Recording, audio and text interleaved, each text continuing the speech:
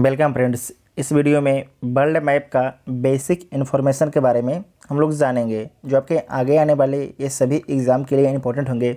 आप लोग कॉन्सेप्ट को ज़रूर समझिएगा। तो सबसे पहले हम सबसे बेसिक समझेंगे दिशा के बारे में। ठीक है, ये ग्लोब है, ये ग्लोब है। ठीक है, ये ग्लोब है।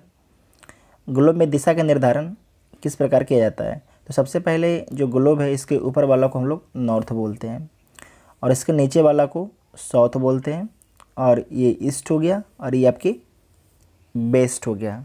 ठीक है, नॉर्थ, साउथ, ईस्ट और वेस्ट, इतना आप लोग जान गए। उसके बाद हम लोग समझेंगे कि दो पोल है। ठीक है, एक नॉर्थ पोल है, एक साउथ पोल है। ठीक है, पृथ्वी पर दो पोल है, एक नॉर्थ पोल है, एक साउथ पोल है। इसे भी आपको ध्यान रखना है।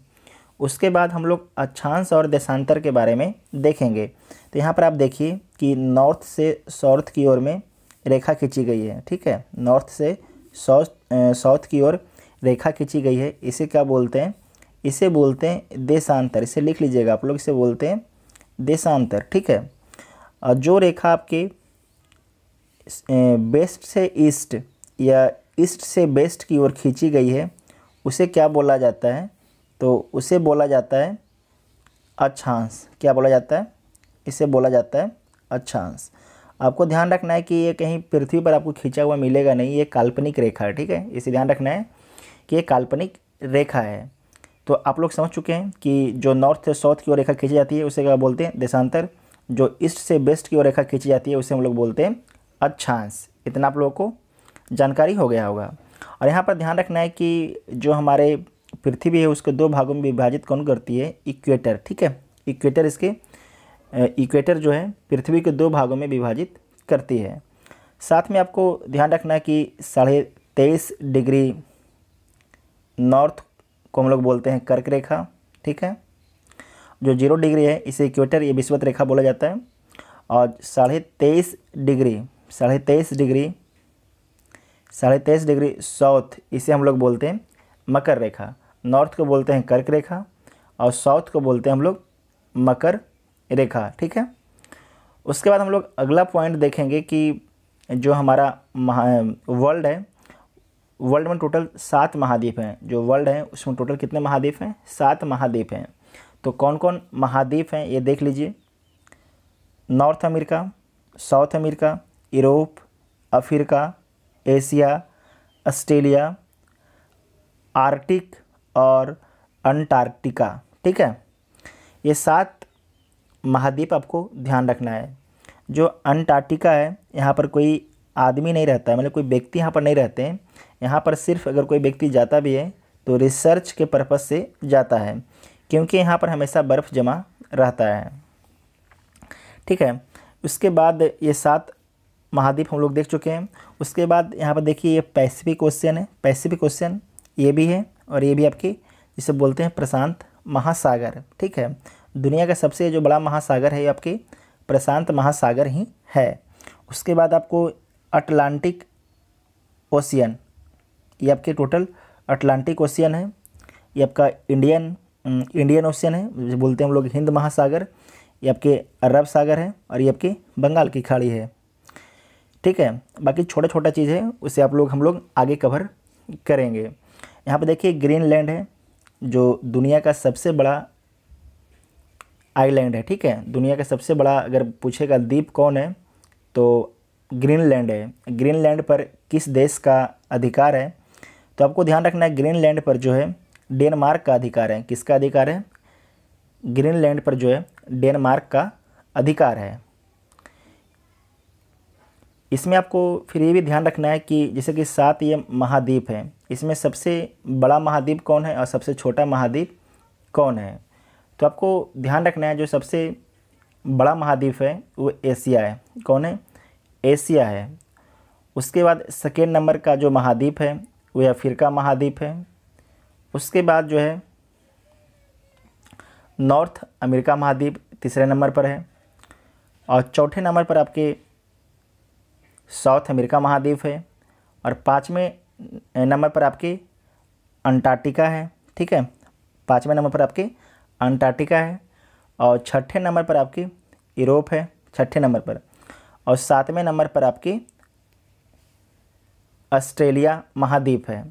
ठीक है, तो महाद्वीप हम लोग जो है क्षेत्रफल के हिसाब से देखे हैं। तो पूछेगा सबसे बड़ा महाद्वीप कौन है, तो एशिया महाद्वीप। अगर सबसे छोटा महाद्वीप कौन है, तो ऑस्ट्रेलिया महाद्वीप।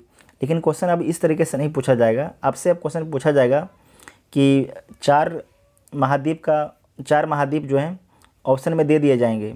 ठीक है, और उसमें आपके पूछा जाएगा कि सबसे बड़ा महाद्वीप कौन है। ठीक है, तो इसे आप लोग सातों को आपको ध्यान रखना है, क्योंकि आपके एग्ज़ाम के लिए वेरी इंपॉर्टेंट है। ये सातों महाद्वीप में हम लोग देखेंगे कि किस महाद्वीप में कितना कंट्री है।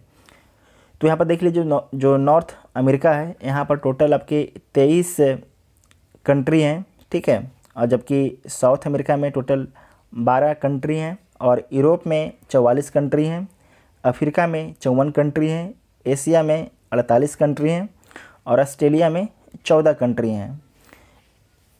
ये सारे कंट्री आप लोग महाद्वीप का याद रखिएगा, क्योंकि एग्ज़ाम में आपसे कंट्री भी पूछा जाता है।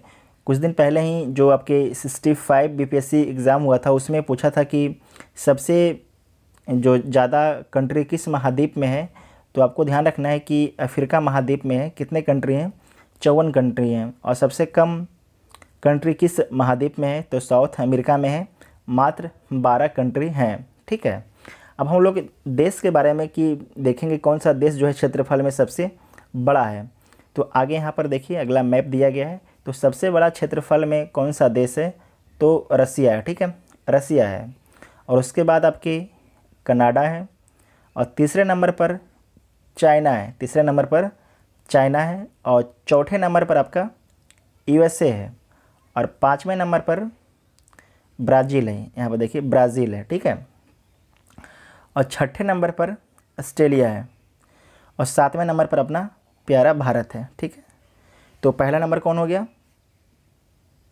रसिया। क्षेत्रफल के हिसाब से आपको ध्यान रखना है कि एरिया के हिसाब से जो है सबसे बड़ा रसिया है, उसके बाद कनाडा है, उसके बाद चाइना है, और चाइना के बाद अमेरिका है, अमेरिका के बाद ब्राज़ील है, ब्राज़ील के बाद ऑस्ट्रेलिया है, और ऑस्ट्रेलिया के बाद आपके अपना देश भारत है।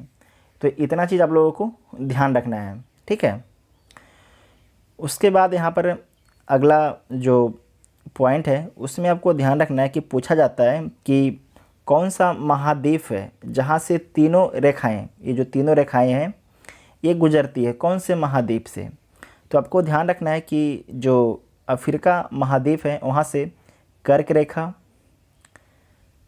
भूमध्य रेखा और मकर रेखा, तीनों रेखाएं गुजरती है, जो आपके एग्ज़ाम के लिए वेरी वेरी इंपॉर्टेंट है। ठीक है, जबकि जो उत्तरी अमेरिका उससे सिर्फ कर्क रेखा, और दक्षिणी अमेरिका से भूमध्य रेखा और मकर रेखा दोनों गुजरती है, जबकि अपना देश भारत से जो है कर्क रेखा गुजरती है। ठीक है, कर्क रेखा गुजरती है।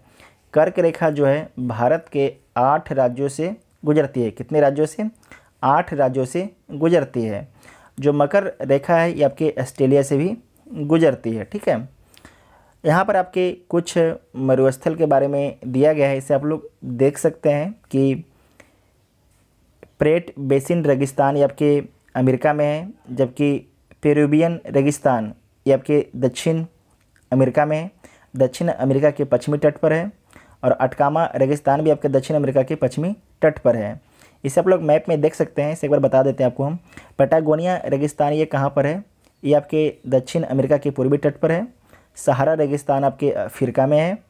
अरेबियन रेगिस्तान यहाँ पर देख सकते हैं, जो अरब कंट्री है उसमें है, Saudi Arab, UAE, Bahrain, Kuwait, Oman, Yemen. ठीक है,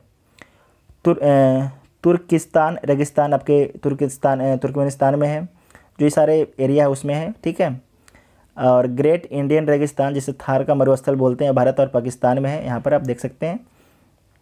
गोबी रेगिस्तान जो है ये आपके चाइना में है। ठीक है, और कालाहारी और नाम्बिबी रेगिस्तान अफ्रीका में है यहाँ पर। ठीक है, ऊपर में इस नाम्बिब है और एक साइड में आपके कालाहारी है। ठीक है, कालाहारी है। साथ में आपको ध्यान रखना है कि जल संधि के बारे में। ठीक है, जल संधि के बारे में। तो आपको ध्यान रखना है कि जब ये दो स्थल हैं, ठीक है, दो स्थल को अगर कोई वाटर बॉडी अलग करता है, कोई वाटर बॉडी दो स्थल को अलग करता है तो उसे हम लोग